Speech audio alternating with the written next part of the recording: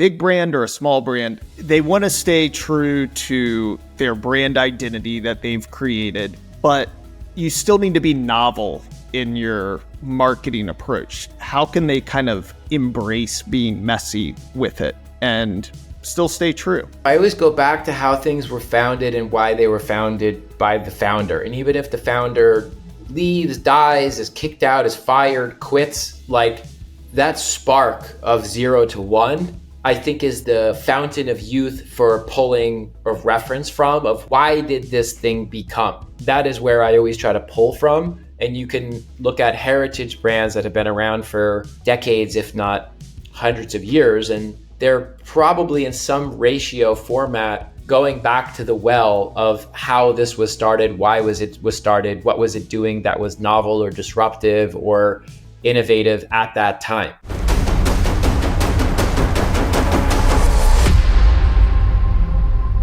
Emmett Shine, welcome to the Marketing Factor podcast. You and I were talking a little bit before, and the first time we actually met in person was, I think, in 2011. I was working for Movement Strategy up in New York, and we came by the Gin Lane office, and that was the first time I was exposed to Gin Lane, and you, and I was immediately like inspired. Just your presence, being there, kind of understanding Gin Lane mission right from the start, seeing how you ran a business and just the kind of the creative inspiration that you had in the discussions left me pretty inspired. So yeah, it's great to have you on the podcast, and I've been looking forward to discussing. So Gin Lane, when was Gin Lane founded? When did you start that business? Like end of 2007, beginning of 2008. I think technically we incorporated 2007, but really started rocking out 2008. So, I think the Great Recession and the markets crashed in fall of 2008. So had just under a year under our belt of, taking all my time and savings and everything and putting into this business and building it up and running up credit card debts and getting it going. And then, was early to the bad party and was just then a part of it. But I feel like you guys were doing such cutting edge stuff, to me at least. It seemed like from the inception, or at least from when I became aware of you.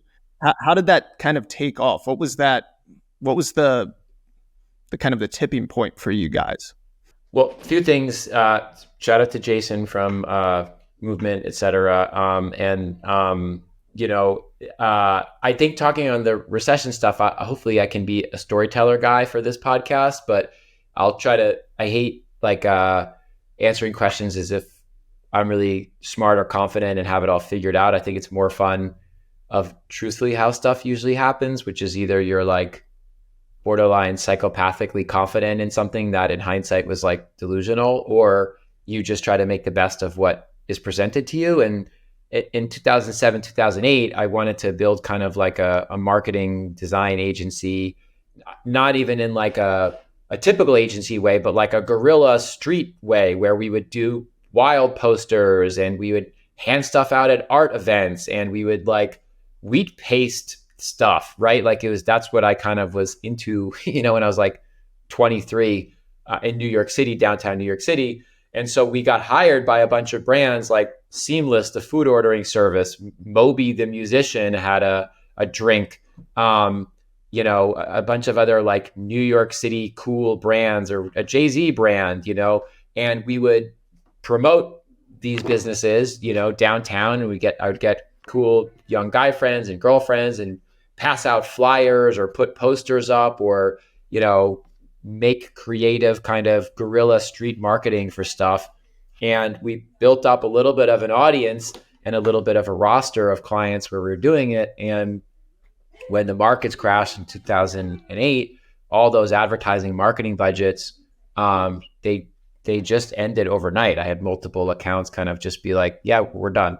And I'm like, oh, but I'm already paid out people of this or that. And they're like, well, sorry, we have bigger kind of problems to deal with. And what I tried to go back to some of these businesses and some other folks in the network and say, well, I have a background in web design and web development. Maybe I could do, some marketing for you guys online. If you don't have the budget to print flyers and print paper and pay for people to go to Financial District or Union Square and pass stuff out. And they're like, okay, kid, I'll give you a shot. What can you do for $10,000, $15,000, whatever, when we were being paid 20, 30, 40, 50,000 a month by these brands back then, because we were doing so much guerrilla street marketing.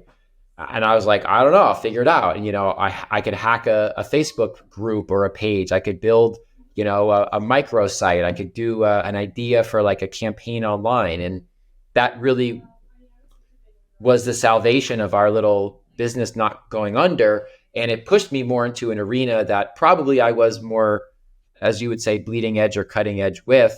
I just didn't know there was a market for it. But because the traditional markets of advertising and stuff in New York City just completely evaporated, it went to a place where I could be kind of like a rodent after the meteor hit the earth and the dinosaurs were all in kind of trouble. And thus began kind of the more modern incarnation of what people knew Gin Lane as this digital first design agency.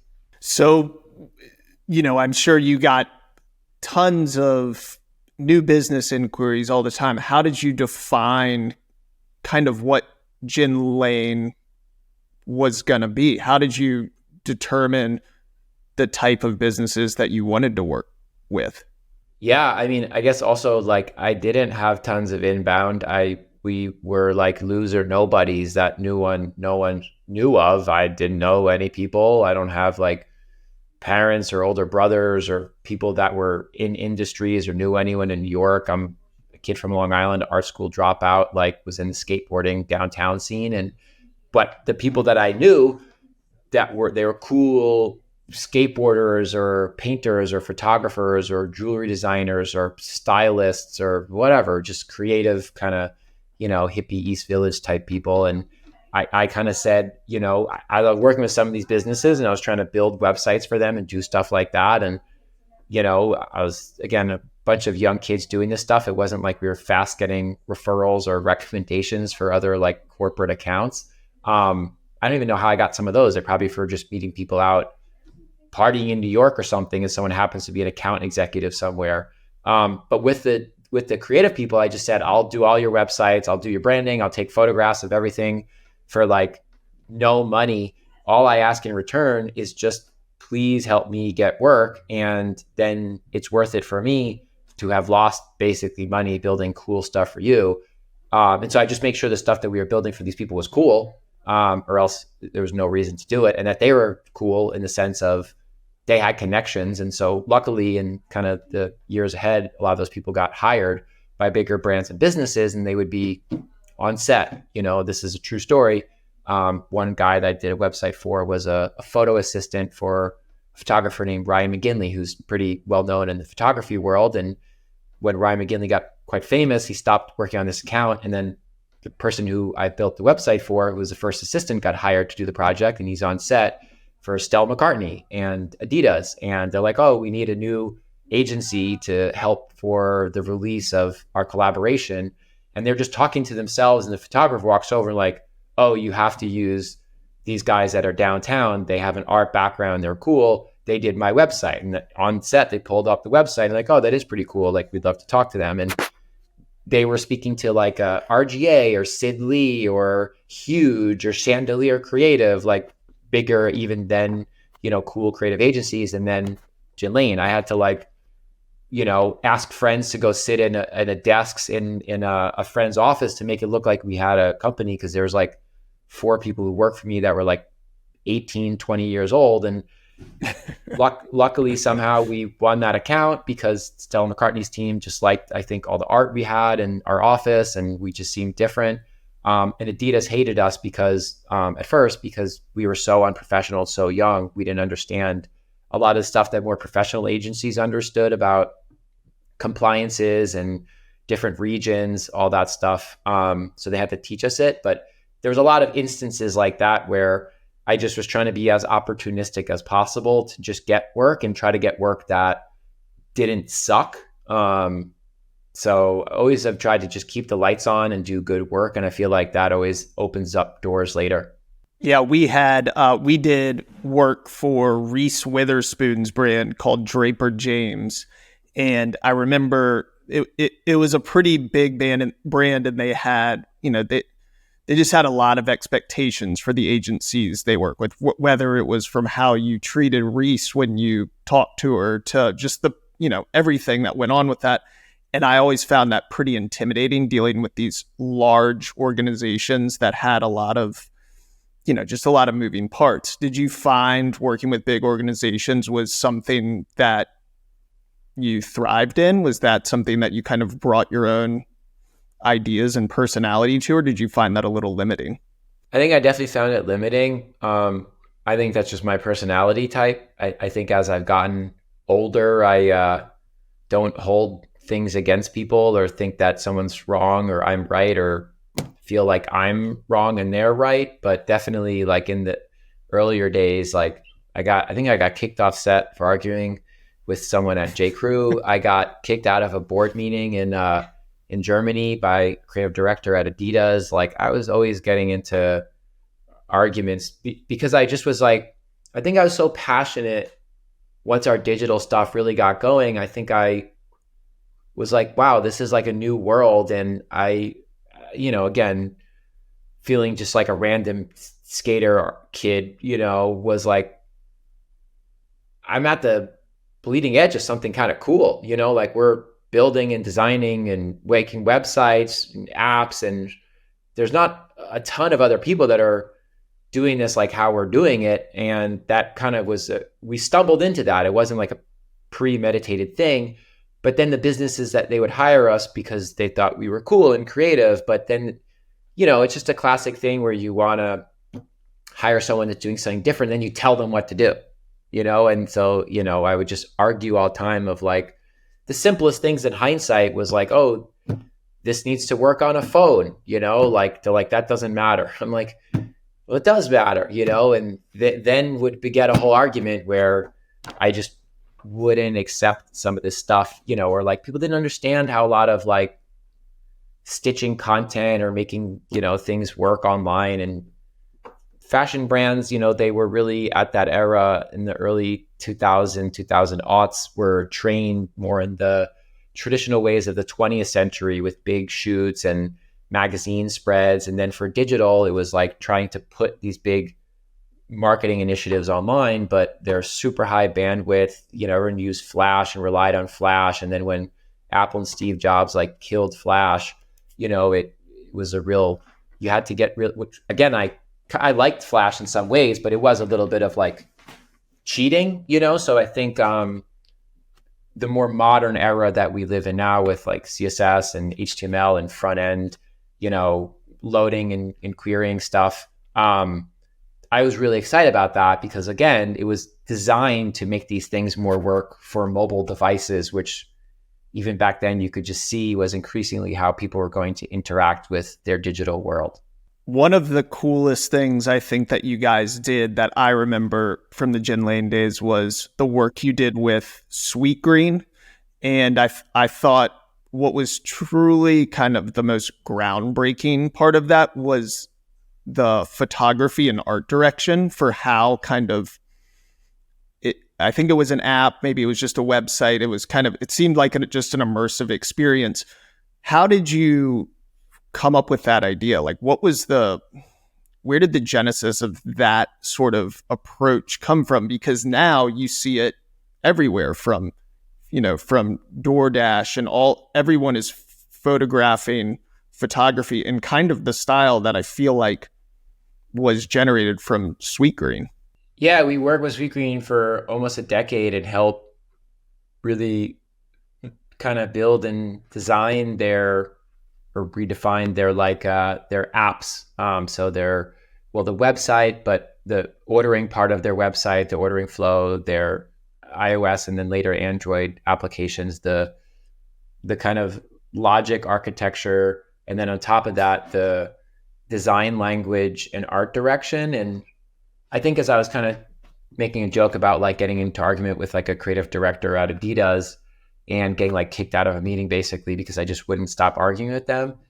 The Sweetgreen founders, Nate, Johnny, and Nick are the complete opposite. They were the guy I was arguing with Adidas was like, I was probably like 25 and he was probably like 53 and like, German and, just had a very, very set way of like how the world needed to work. And I definitely was just like a mid-20s punk of like, hey man, that's not really how things work. I'm sorry to be the only person in this entire room that's going to speak up, but like, why am I here? I'm here to help. The Sweetgreen guys are my age group. They saw the world the same way I saw the world. They saw that everything increasingly was becoming digitized, was increasingly becoming mobile, centered around the phone, that they wanted to be part of this new wave, not only of like fast casual in terms of like, hey, eat healthier, and then they had music festivals and they wanted to treat their workers differently and design stuff differently. And by proxy, it meant more marketing to millennials who they were and I am, and how our user behaviors were at the time were interacting with, brands. We wanted to use our phones. So that was this big part of it. And to create photography and user flows that could work on desktop if you're at your office and you want to order something and actually see these ingredients and customize it, or if you want on your phone to pull up the website to load as a web application or a native application. We didn't want to list at this time. Most food was listed. It was one of the first CMS-based, custom-built, scalable online ordering flows that had photography of food, which, wow, how crazy is that now? But at the time, no one was doing it. It was just PDFs. There was just PDFs. And we built CMS that was, breakpoint, mobile compatible, fast loading. We would shoot their hero bowls. We set guidelines for how their internal team could shoot more of the hero stuff. We would then shoot all the ingredients separate so you could go and customize and choose of adding or removing an ingredient, and it was photographed. And I think the graphical interface that we used was inspired a lot by Apple's schematics and Apple's designs. We just try to port that to a different private business to be in line with where more progressive interface design at that time was going. It feels like you personally have a framework and a mental model and kind of a way that you approach creativity. It's just kind of embedded in your DNA, and you might not even be, even aware of it when you're doing it. How did you train your team on kind of to embrace creativity too?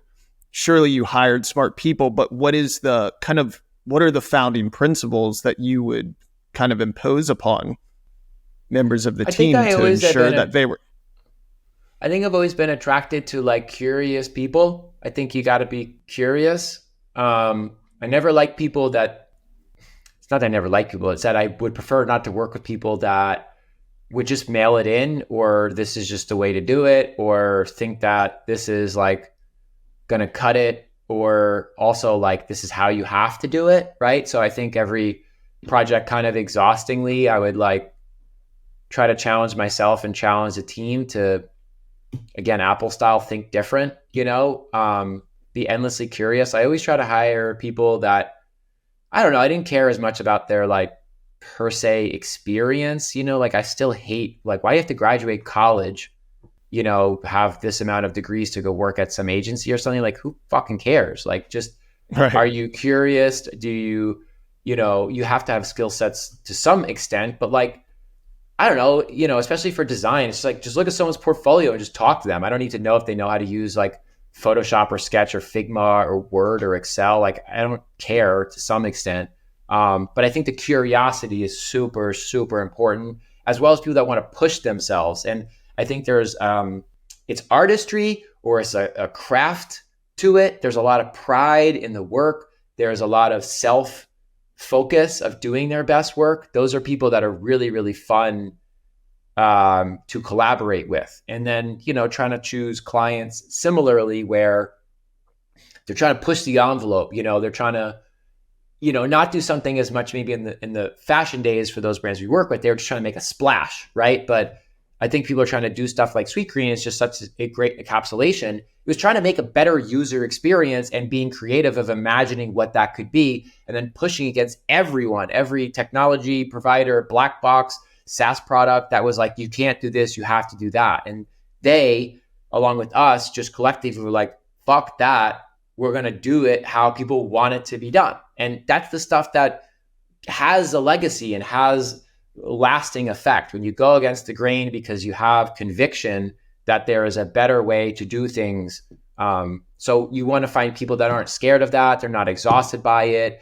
They're not going to doubt everything along the way. They're just going to try to, challenge, collaborate, and be curious. That's so true. So I guess I was shocked, when you started Pattern Brands and you decided to close Gin Lane. And I know a little bit of the backstory of how that came to be just through kind of interviews with you and you talking about this. Do you feel any sense of kind of yearning for those old days of Gin Lane at Pattern now? And how did that actually transpire, I guess, from Gin Lane to Pattern? Because I would imagine that was a huge decision for you and probably one you maybe lost some sleep over thinking about. Yeah, it's definitely like complex in a few ways of like the factors and stuff that went into it. But I think narratively, myself and I think we had built something really special. We built a really special culture. We built a really special roster of projects we were working on. And I think it was hard to some extent imagine that could keep going forever.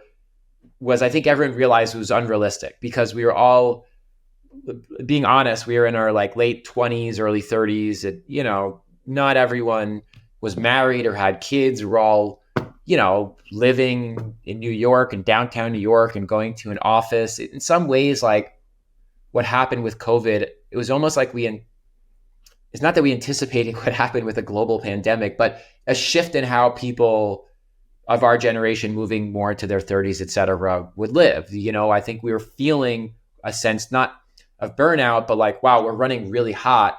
We were, I think, lucky enough to take equity in a lot of these startups. But it wasn't like that those bets had paid off. It wasn't like everyone in the company had equity in every single thing we worked on. We were paying people, I think, very well for what we could, but it wasn't we amassed a team of superstars and we were like a small market team. We were like Oklahoma Thunder or Minnesota, and you've got players that you just know are going to open market be worth max contracts, right? And I was just like, there's no way I can just keep every single person on my team was a freaking superstar, which is awesome, but I didn't know what to do, And I think Pattern was this idea with my two partners, Nick and Suze, where, well, we're really good now at launching these brands.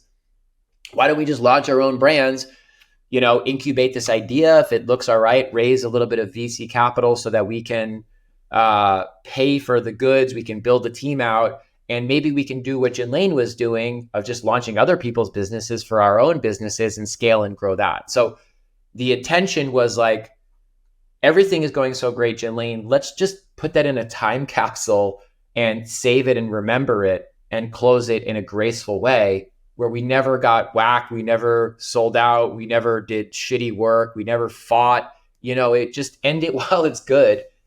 Sports style again, versus being a boxer that's like over the hill or a player on the football field where you're just like, dude, get off the field. And let's try to start this next chapter together. I think in hindsight, we made some, misevaluations. We probably should have started Pattern way lighter. We didn't need a whole agency to migrate over. The skill sets were a little bit different than operating and being more data centric for e-commerce versus being more brand strategist and launch partners. I also think no one could have anticipated, obviously, COVID, and that really did change a lot of our business model and the nature of what we were doing. But in some ways, I'm really proud number one, of course, of Gin Lane, especially the back half of it, where it was the glory days and great group of people, and multiple people are married and have kids together that met. But that we all held hands. We tried something pretty bold and different together. And I think the team also that came on to start Pattern with us, like, it was a really special time and a really special era. And then, of course, kind of COVID made everything have to be reevaluated. So I don't know. I think sometimes in life, like, it's good to know when to walk away. And I think other times in life, it's good to know when to just pace things out. As I'm a little bit older, I've kind of started another little agency in this past year, because I do miss a lot of that collaborative early stage work. And this little thing I'm working on, I'm just going to try to keep it really chill and have some form of running it for Gin Lane for 10, 12 years, and maybe I can keep this going for even longer. Yeah, I love everything about Little Planes that I've seen so far. I was particularly impressed with you put together a presentation of how you actually came up with the brand identity, and you had worked with your mom on the brand identity, and I think you had worked with your mom a little bit on some pattern stuff too. But yeah, tell me a little bit about how the Little Planes came to be, the name, how that came to be, and then the whole creative approach. What did that look like? Yeah, so I've been kind of heads down, helping Nick Suze and the team on Pattern for the past few years. Our practice of getting where we wanted to go, which is this holding company of great, millennial-centric home good brands under one roof, owning and operating, has stayed the same. But instead of us building all these anew, in COVID, we kind of stumbled into this model of acquiring up existing great small to medium-sized home good U.S. businesses, which has been really awesome to get to work and collaborate and acquire some incredible brands from American founders. And I've learned a ton of how to operate at scale, multiple multi-million-dollar businesses. And we've set up a global decentralized team. We're asynchronous. We use really intelligent software. The way we run our process is quite like lean and intuitive. I think in me, at the end of the day, I really like 0 to 1. That's what I kind of wanted to get into doing Pattern for. And so I've worked out where I can continue to contribute as a founder, where applicable, for Nick and Suze and the team. But we also have a woman named Anum who's come on as a creative director. She's phenomenal and has worked under me for the last 2 years and now is kind of heading her team up. So I felt the business was in a good place. And I thought, not getting any younger, I want to go back to working with my mom and working with other friends who are artists and building little websites and tinkering. I just like tinkering, right? And so for Little Planes, even the name, it just is evocative of something that feels tiny and introverted, but it's a name of a beach in Southampton, the town I'm from, that is off of the road that runs parallel to the beach, Gin Lane. So I'm always trying to, I had a skateboarding company with my friends called Lola, which is a park in Southampton called Lola Park. I just have always am trying to reference these little places from my childhood. And getting to work with my mom is just like so fantastical. Earlier today, we're working on a children's book. She's a children's book illustrator. My friend who has 2 kids wrote a story and gave it to me one day and said, "Hey, I want to do a children's book. I wrote this up." It was not structured, but it was a great story. And so I gave him structure on how to write a children's book, and he structured it. And I brought it to my mom and I said, "Hey, this would be kind of fun to do together." And as we were kind of thinking about that, and I'm starting up kind of Little Planes, I'm just like, why don't we just work on this? We painted a bunch of stuff, looked at these inspiration images. Then I went to go see my sister, who now lives in Paris, and with her husband, and got to go with my dad and my wife to the Picasso Museum, and saw these really late stage Picasso drawings that were so like simple and bold and colorful. So I went back to my mom and I was like, okay, we got to switch it all up. But that's when you get to do your own stuff. It's like you can be so evocative and storytell, so I'm always looking for ways to add little bits of like magic and sparkle to the worlds that I exist in. So I really appreciate that you saw that. And I wanted to tell that story because, as a brand builder and a creator, you can do this work, but there's so much work that goes behind it. I am a guy that likes the behind the scenes stories almost more than the stories. Like I remember I got I got Disney Plus because I wanted to watch the makings of The Mandalorian. The Mandalorian is a totally cool show, but the making, how they did it is, I'd never seen anything like it. I'd never seen anything like it. And I would watch the show just to watch the making of episodes. Yeah, that's funny. I always love kind of the behind the scenes or the making ofs. I love like surf films and stuff like that. I love kind of like going back and seeing how they made those surf films. That's kind of the era of DVDs always would have kind of like the making of, and you could watch that, and it was almost more interesting than the like movie director's itself. cuts and stuff. Like how cool is that? Totally. When the director's like narrating something. For sure, I love that. One thing I saw you say, and I thought was really profound, was the world should operate like a children's book. Tell me a little bit about that. Yeah, it's kind of cool you bring that up. That's, I think, the next little video that I'm working on. I did a talk during South by Southwest. Some friends of mine have like a Web3, whatever, Web2, Web3 kind of, I don't know what, conglomerate company called Boys Club. It's two female founders, and they're awesome and really trying to promote, female and diverse voices within technology and Web3. They invited me to help speak amongst a really awesome kind of crowd. And I just talked about children's books for adults as it related to crypto, Web3, SaaS, high tech, because a lot of these businesses and arenas, there's a lot of insider signaling in terms of communication modals. So there'll be like a lot of acronyms, a lot of jargon, a lot of ways of talking that kind of test how much you may know as an insider. And my whole thing was like, stop talking like that from a communication perspective and maybe talk a little bit more inclusively. And I think I have more admiration for people who can break down complex concepts in simplistic ways that are more palatable. I find that a really true sign of intelligence than someone who's talking about something very intelligently at a very intelligently level. I think everyone loves, a scientist or an astronomer or a podcaster that can talk in a normal way, but that's also still respected by his peers. And so I was saying for children's books, they're deceivingly simple. And I think it's a fun thing to talk about because you can show a children's book and like, oh, that's so cute.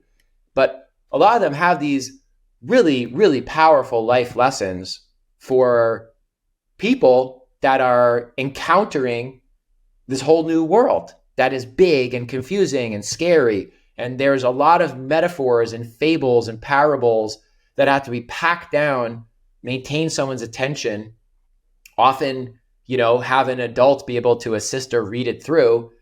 And you got to do that in 16, 32, 64 pages with not a lot of words. And so it seems really simple. It's kind of like when people go to art gallery, like, oh, my son could do that, but it so belies the backdrop of what someone's trying to express through that work that seems simplistic. And so I was saying, if you think of children's books for adults as a communication brief for SaaS, Web3 tech, make it really simple. Use Hemingway editor of don't use big words, don't use jargon, use short sentences, explain with visuals in a way that like a younger person could understand. That to me is a true form of intelligence and empathy.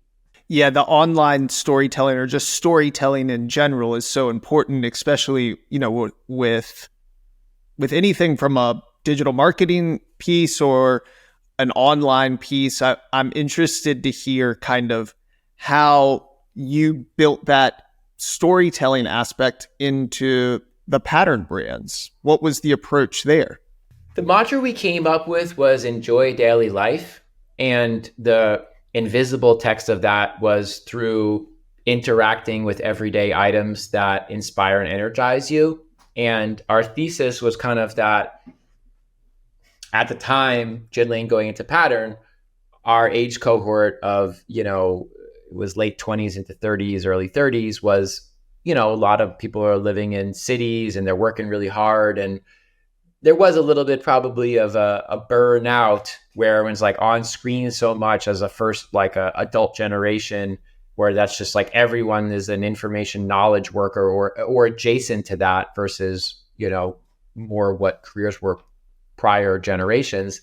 And we're not having known cultural limitations, especially in the US, of like, hey, don't email me or Slack me or whatever at 9 at night or on the weekend. Everyone was trying to figure this kind of stuff out in ways that maybe Europeans, for example, or something, were better of setting guardrails up. And, people be like, I got to get away for the weekend, or I got to go on a vacation. I got to rock climb, or I got to go, read an entire book for a week. And I think our kind of thesis was like, can you puncture your days that can be intense with moments of flow that are normal, that you don't have to have rock climbing shoes and go to upstate New York, or have a fancy bike and get outside of Boulder, Colorado or Chattanooga and go down the trails or something. But can you just wash dishes or make clothes or make your bed or make a meal or store something in a closet in a way that is kind of nice and kind of takes your mind and your hands off of screens and off of work and off of anxiety and off of college loans and finance and so on and so forth, right? And the notion was enjoy daily life, like Celestial Seasonings, the little bears in the chair. It's like, can you just have moments of that throughout the day when you're cooking, when you're cleaning, when you're holding a spatula? Just the simplest things. Can that be more inspiring for you to find peace and calm versus these big ways that you think you need it? It's like a Buddhist approach to direct to consumer marketing, but I'm interested how did that flow into the organization? So that you establish these principles, how do you kind of communicate them to your employees that these are the guiding principles for how we're going to, communicate to the world about these brands and create them? Yeah, I think Pattern, a few things. One, like a lot of that mantra and the stuff I just said, it doesn't translate as much from like an advertising top of funnel conversion perspective. It does translate, I think, to attracting really good people to work for your business, work with your business, and creating a little bit of like a halo effect where the brands have warmth to them. And through multiple years, multiple cycles and generations of Pattern employees, there still is a little bit of a warmth to the portfolio of brands we have. And that is an intrinsic, qualitative effect that isn't per se as quantitative. The quantitative parts of e-commerce businesses, I think, probably more subscribe to articulating value propositions of these products or these brands at the appropriate places, the appropriate times. But I think the underlying DNA of what Pattern is about, from a family perspective, it has seeped into each of these brands and across those communication touch points. Even if it's in the smallest ways, I do think it's there. Yeah, you're not in your promotional emails. Let's say you're running a sale. You're not kind of incorporating that, so to speak, but it's the mantra that everyone lives by at the company and kind of finds value in. Yeah, and I think some of the tone of voice for the copywriting has that infused into it, even if it's talking about, the specificity of a Mother's Day sale, which is, hey, you have to meet the customer where they're at, what their expectations are. Let's not beat around the bush or have really long prose of getting in the way of what is the product that we're offering up and why are we offering it up. If that mantra of kind of enjoy daily life and helping people be present through these everyday objects is understood by the team that's working on that, that can still be infused into that life cycle or retention marketing moment. So when Pattern, you started buying brands for Pattern to kind of have them in underneath the holding company, so to speak, do they come to you? Are you looking for brands with a similar ethos already, or what are kind of, how are you identifying the brands that feel like they might be a good fit for Pattern, that you feel like you can actually grow? I think, again, there's a qualitative and a quantitative part. I think I definitely, was and continue to contribute where I can, be a top of funnel M&A guy of just trying to go out and speak to founders in the community of home goods in the US that were in the broad ranges of, revenue and profile type we were looking for. And, I think I would try to look for good people that had good products with good brands and good communities and good reviews. I would say on the other side of it, there continued to develop a more sophisticated analysis of the right profile of a business that we felt that we could take on board and continue to grow and succeed. So this category, actually, we're not great at that, or this category we don't want to work in.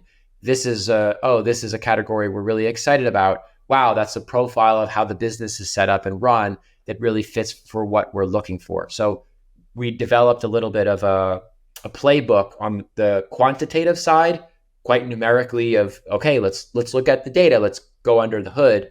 And then qualitatively, it's looking for people that are doing business right and have their own kind of ethos and values and care about products and community and customers.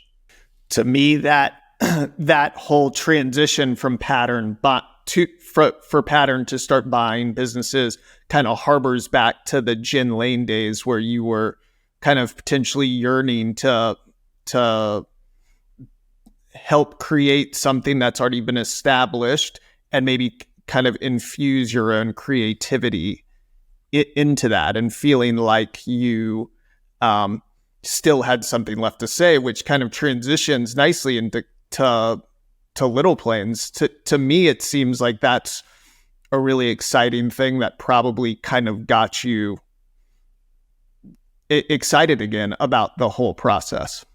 Yeah, I think I think like everyone has their own speeds and needs, and I think that's kind of like fun, the diversity of life, and even for animals and mammals and humans, like we can live in the same country, have the same phones, use the same services, be the same age, look the same, not look the same, but in our minds and in our like genetics of how we walk and talk, there is a lot of diversity of how we just are who and what we are. And I think, some people come to terms with who they are earlier than others. Some never come to terms with it. It's just, it runs the kind of gamut. And I say all that, I guess, because I think for me, like, part of my curiosity is sometimes I get obsessed or move or shift around. Sometimes I can just go head down on something for years, and other times like I want to change, or I want to, this type of stimulation. Like the last few years I was in New York, then I was in LA, and now I'm back in New York. I got married and I'm on Long Island, I'm in New York. Like I am kind of a scatterbrained person. And so I never try to project onto other people that I have things figured out or not. I think the only thing that I've kind of gotten a little bit figured out through the years is just a more acute understanding of who I am, and that's okay. And, I think part of me with Gin Lane into Pattern into Little Plains, like I'm never running from these things. I'm still so close with all the people from all these chapters, and I still care so much about all of them. But I think they're just like little boats. And sometimes I want to go through rivers. Sometimes I want to go out in the ocean. Sometimes I want to be in the bay. So I think for Little Plains, it's like this, it's just this little like sail ship that I can go kind of explore little inlets and, creeks and, deltas that maybe I wasn't as much seeing, in this past chapter where I was more out in the open ocean, getting to see the larger, climate of the world.